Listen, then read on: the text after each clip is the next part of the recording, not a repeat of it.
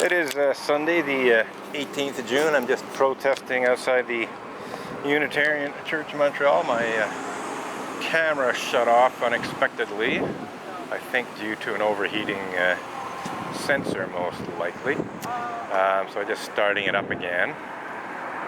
But I'm also noticing that the battery is about at 1/3 power, and I don't think it cooled down for all that long, so we might continue to have overheating problems. So I think I'm going to keep this clip relatively short and change the battery at some point and basically let the camera cool down for a little while. Basically not a whole lot's happening, so that it's ready to go if and when something of interest does happen. So anyhow, people are exiting the Unitarian Church of Montreal now, somewhat later than usual, and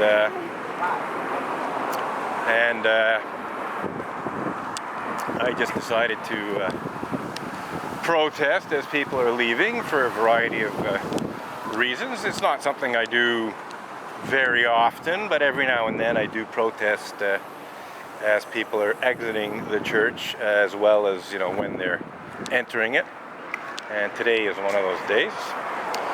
So anywho, I was in the middle of a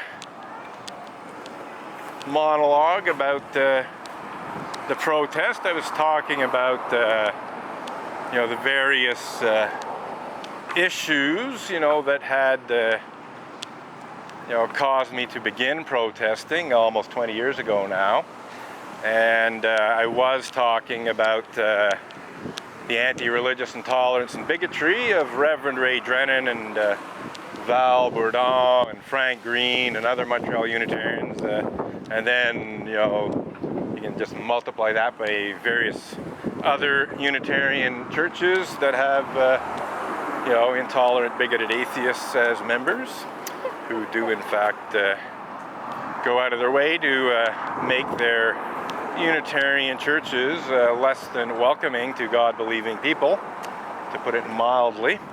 And I was talking about how Reverend Ray Drennan had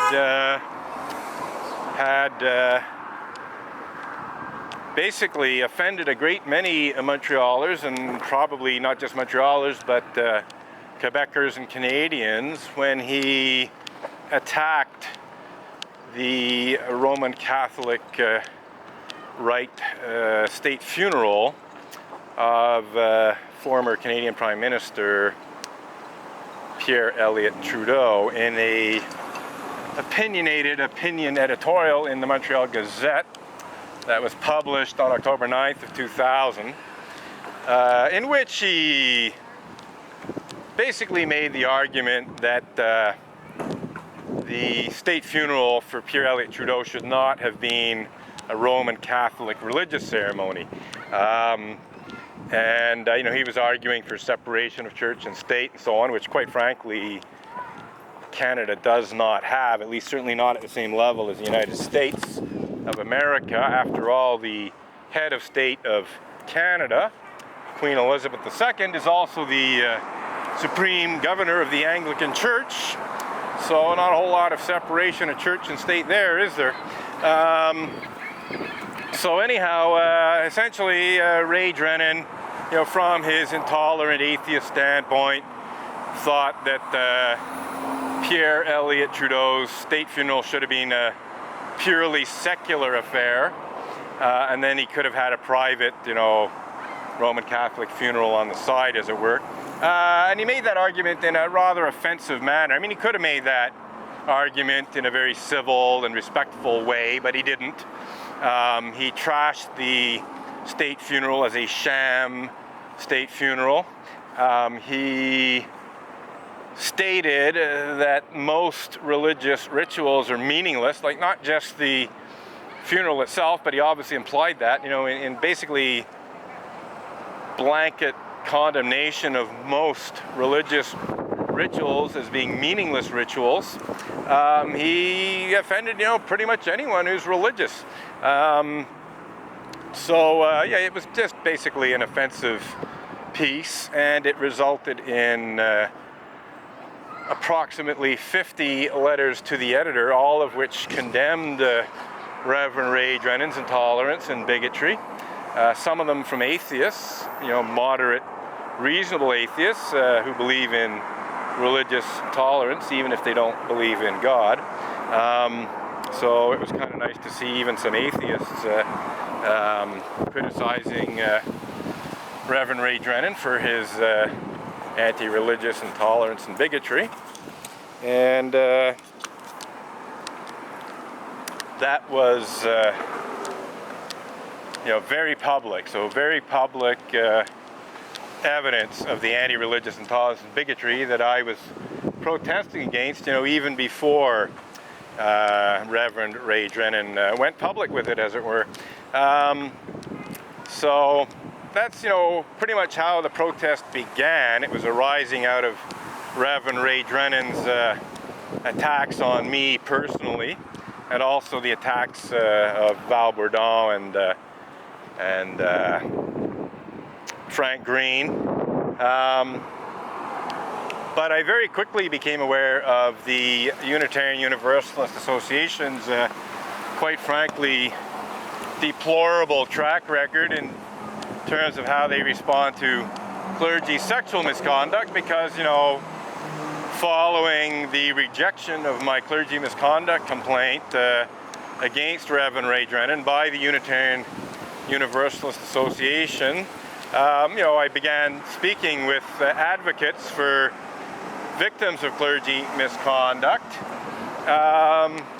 and they would say things like, well, Robin, if you think you've had a bad time, you should see what happens to clergy sexual misconduct victims. Like there's been some very serious clergy sexual misconduct, and the victims have, not received justice and have been very badly treated, So when it came to my attention that the Unitarian Universalist Association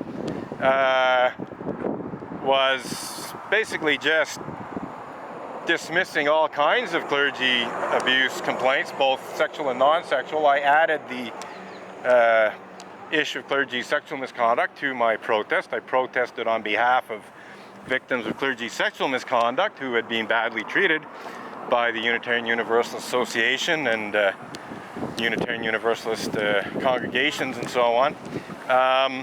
So that has always been an element of my protest, from its earliest stages. My unsafe sect picket sign, which I'm holding in my right hand, dates back to 1999. So it was created, I can't remember exactly when in 1999. It could have even been later in 1998, but it was definitely in existence in 1999. The play on words there is pretty obvious. It hints at clergy sexual misconduct, clergy sexual abuse. Unsafe sect is obviously a play on safe sex. I don't think you don't think you need to be a genius to figure that one out. So sexual misconduct has always been an element of my protest, even if I don't specifically refer to it, because I wanted to keep the focus on all forms of clergy abuse, all forms of clergy misconduct, both sexual and non-sexual. I didn't want to put too much emphasis on the sexual stuff to the detriment of the non-sexual stuff. Quite frankly, some of the less serious forms of clergy sexual misconduct are not as harmful as some of the more serious forms of non-sexual clergy misconduct. So I'm basically trying to cover everything by using terms like clergy abuse and so on. Anywho, continue to circulate here, and just going to check the camera situation. I know that the battery is 20%, yeah, but so we don't have a whole lot of battery power left. But we'll continue for the time being. But at a certain point, fairly soon, I'm going to shut down the video and change the battery so I have a fresh battery, one that won't run out in the middle of a clip, as it were, because I may be here for another half hour or so. But anyway, getting back to the issues, clergy sexual misconduct, including pedophilia and rape, have always been included in my protest, even if I don't specifically refer to pedophilia and rape and so on, the worst forms. As I said, I use the more general terms like clergy abuse.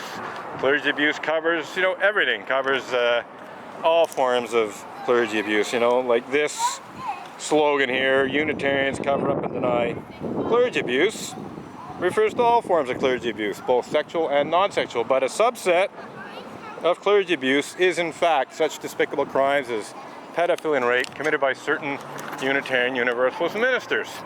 So, sadly, Sue Montgomery, in her efforts to help the Unitarian Church of Montreal shut down my protest in front of the church, essentially helped the Unitarian Church of Montreal hide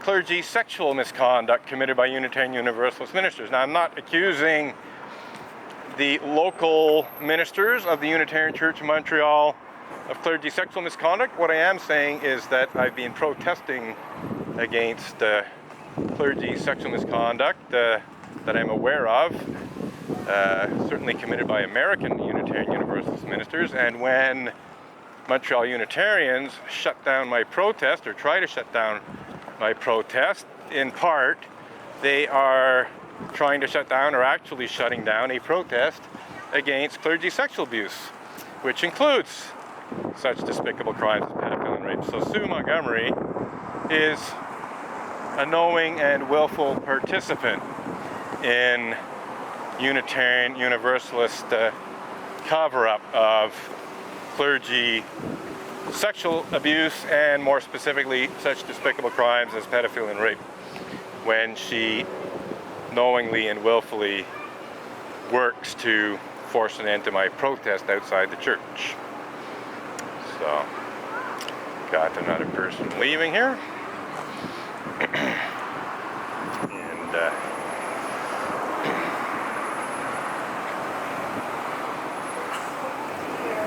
oh dear, indeed, yeah. So this woman coming along on her bike, she sees my unsafe sect picket sign, and she goes, oh dear. I think she caught the pun. I think she understood that unsafe sect is in fact a play on words, and that it does in fact reference safe sex. And of course, we're suggesting that not only does Unitarian Universalism have a bit of a clergy sexual misconduct problem, but that to some extent we could even describe that as unsafe sex. Certainly pedophilia and rape are unsafe sex. That's why they're criminal acts. So, we're saying that Unitarian Universalism is not safe, thanks to the negligent manner in which it responds to numerous complaints about clergy sexual misconduct. That makes it less than safe. But the sexual misconduct itself is less than safe. So.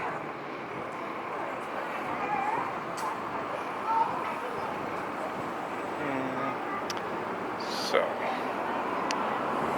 what have we got here?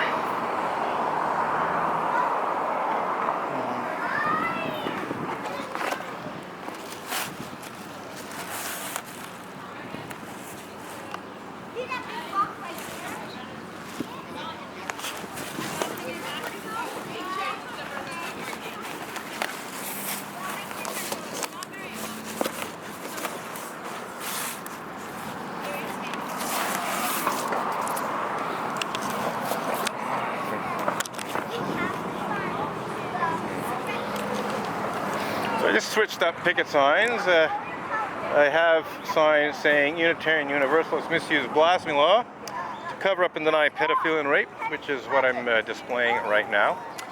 And I'm not certain but I have some reasonable grounds to believe that the person in the blue bicycle helmet there may be Sue Montgomery, or may not be. It's difficult to tell at this point, but it's a possibility. Maybe not. But it's a possibility. I'm just not sure if it actually is.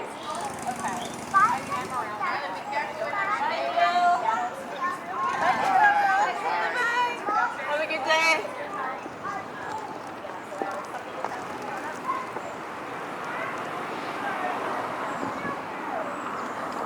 Anyway, take care of it.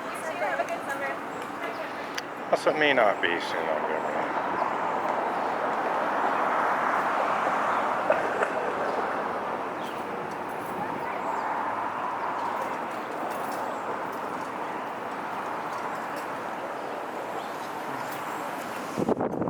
Thank you, sir.